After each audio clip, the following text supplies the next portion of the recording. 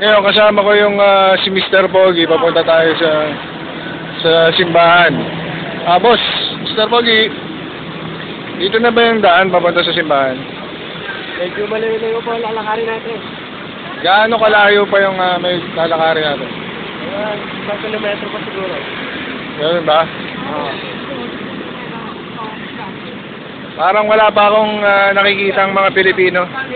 Medyo wala pa ako dito pero sa banda ron, medyo marami na po. Sabi niya dito daw ang daan papunta rin sa Jongsan North Road kung saan nandun yung simbahan. Hindi lang simbahan ang makikita ron kundi Filipino store at pwede rin magpadala ng pera para sa mga mahal natin sa buhay.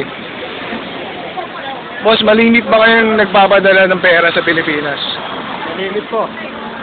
Usually, mga magkano naman po ang pinapadala nyo? Depende po, pag natarahan tayo ng sweldo, ganun lang po dito.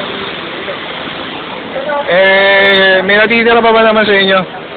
May natitira naman po kahit pa paano. Ganun ba? Dito rin may Mr. Donut at Dunkin Donut.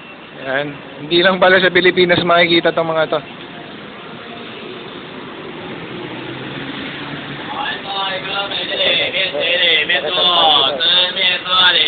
Ito, may mga Pilipino na tayong nakikita. Patingin-tingin siya.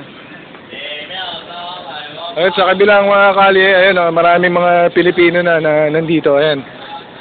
Kung nakikita nyo, siguro galing sila sa simbahan, ano.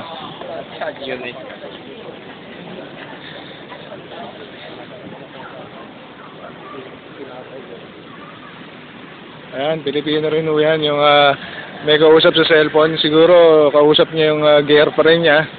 Sabi kasi ni Mr. Pogi, usually ginagawa ng Pilipino, pagkatapos sila magsimba, dumediretso daw sila sa mga motel.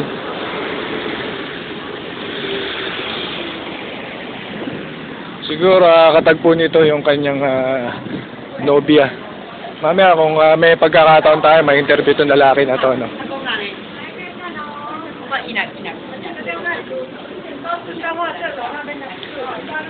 Mr. Pogi,